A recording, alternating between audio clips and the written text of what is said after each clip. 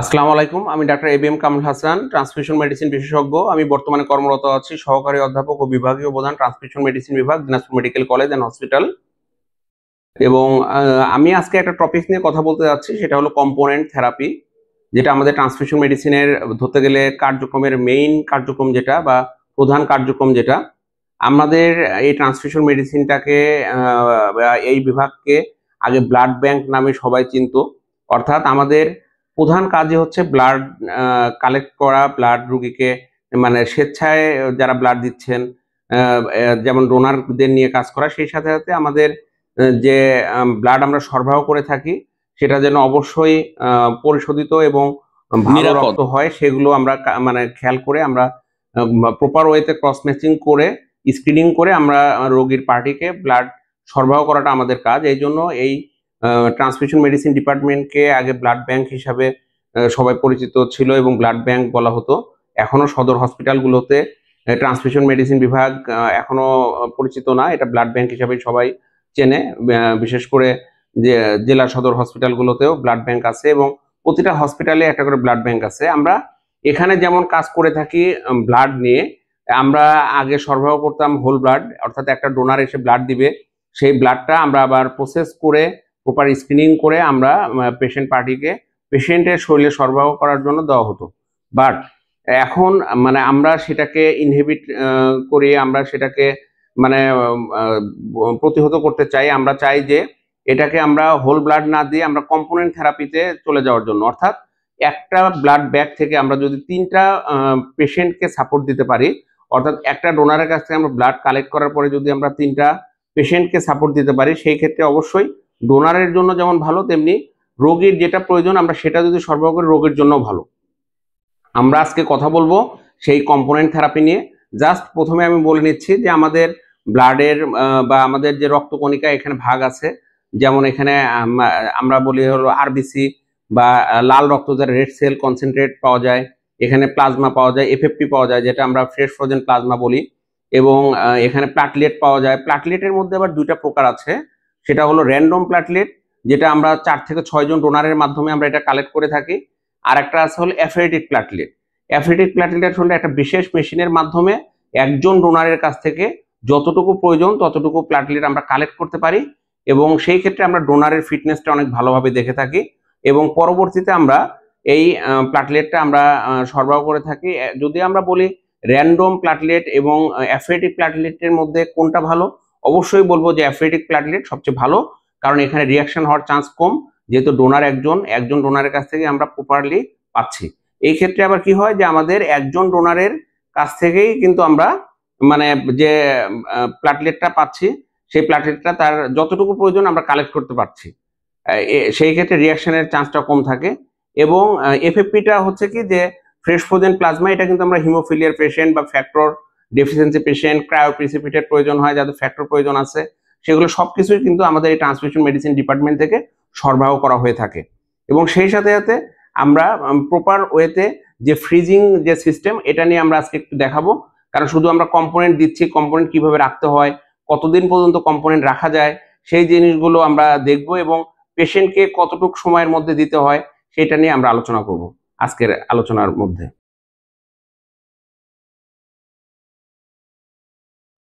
আমরা যে কম্পোনেন্ট থেরাপির কথা বলতেছিলাম সেখানে আমরা জাস্ট এখন প্র্যাকটিক্যালি একটু দেখব। সেটা হচ্ছে যে আমরা যে হোল ব্লাড পাচ্ছি, একটা ডোনারের কাছ থেকে একটা ব্যাগ ব্লাড আসছে, সেই ব্লাড থেকে আমরা বেসিক্যালি আমরা তিনটা ভাগে ভাগ করে ফেলি। যেমন রেড সেল কনসেন্ট্রেট অথবা প্যাক সেল ভলিউম, যেটাকে বলে আরসিসি অথবা পিসিবি, এবং সেটা কিভাবে আমরা রাখি সেটা আমরা দেখব।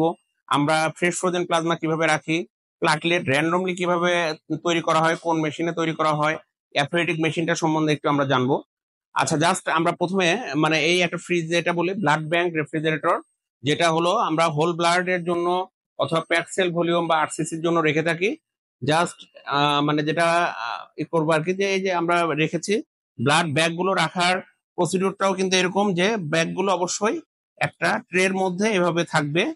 আমরা এখানে যেমন সুন্দরভাবে থাকবে আর কি ব্লাড ব্যাগ গুলো ট্রের মধ্যে। আর এর পরবর্তীতে এখানে আমরা যে মানে রেড সেল এবং রেড সেল কনসেন্ট্রেট অথবা হোল ব্লাডটা রেখেছি, সেটা কিন্তু আমরা যে টেম্পারেচারে রাখবো সেটা দেখেন এখানে হলো 6 এর নিচে থাকবে। হয়তো আমি খুললাম এই জন্য টেম্পারেচারটা 5.9 দেখাচ্ছে, বাট এটা মানে আমরা 6 এর নিচে থাকবে, 2 থেকে 6 এর মধ্যে থাকবে টেম্পারেচার।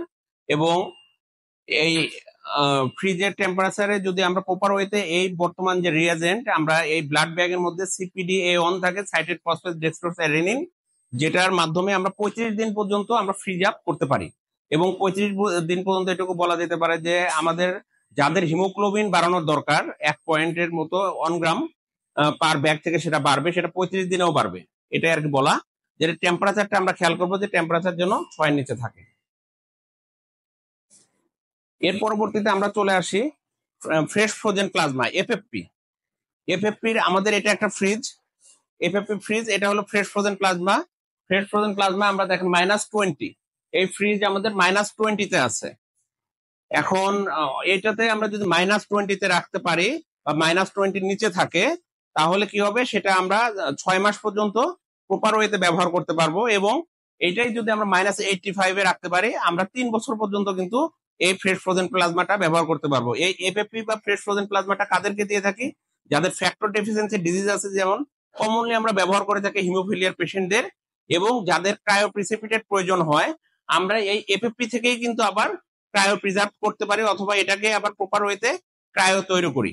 যেমন এখানে আমরা যেমন এই ফ্রিজটাতে দেখবো যে আমাদের যেমন এখানে আছে, এই যে এটা একদম খুব আইস হয়ে গেছে, যেমন যদি এভাবে করতে যাই একদম আইস, এটা কিন্তু আমরা আবার একটা প্রসিডিউর আছে কিভাবে এই এপিপিটাকে নরমাল করব, সেটা আমরা যারা এই ডিপার্টমেন্টে কাজ করে থাকি, আমরা হয়তোবা একটা টাইম নেই যে 8 থেকে 10 ঘন্টা ট্যাপ ওয়াটারে থাকবে, এর পরবর্তীতে প্রপার ওয়েতে যখন এটা গলে যাবে, তখন কিন্তু মানে আমরা সাথে সাথে বলে উইদিন 30 মিনিটের মধ্যে পেশেন্টের শরীরে দিতে হবে এই এফএফপিটা।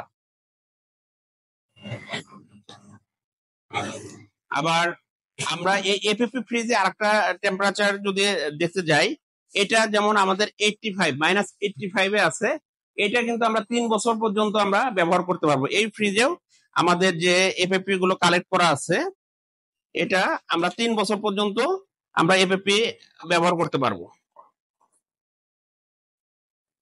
এখানে আমাদের মোটামুটি অনেক কালেকশন আছে এই এর মধ্যে, যেটা আমরা -85-এ রেখেছি, যেটা আমরা 3 বছর পর্যন্ত পেশেন্ট পার্টিকে বা ডোনার যারা চাবে তাদেরকে আমরা দিতে পারবো আর কি।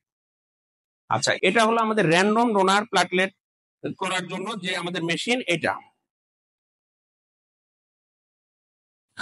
এইখানে আমরা একটু দেখি, যেমন এখানে পুরো ব্যাগটাই আমরা এখানে দিয়ে দেই, রেফ্রিজারেটর আরপিএম এ এটা মুভমেন্ট করে।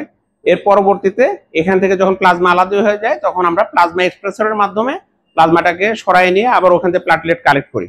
আবার আদার হ্যান্ড যদি আমরা চিন্তা করি যে নতুন বা আধুনিক ট্রিটমেন্ট কোনটা, আমরা বলবো এই মেশিন। যেমন এই আমরা ব্যবহার করে থাকি দিনাজপুর মেডিকেল কলেজে হিমোনেটিক্স MCS প্লাস, যেটা এটাতে আমরা অ্যাফেটিক প্লাটলেট কালেক্ট করি, যেটা একজন ডোনারের কাছ থেকেই আমরা একটা প্লাটলেট নিতে পারি। মানে একজন ডোনার সে চাইলেই একজন পেশেন্টের যে রিকোয়ারমেন্ট সেটা কাভার দিতে পারে। জাস্ট এটাই জানা যে আমরা যে প্লাটলেটটা দিচ্ছি, প্লাটলেট ফ্রিজটা কতটুকু টেম্পারেচার থাকবে।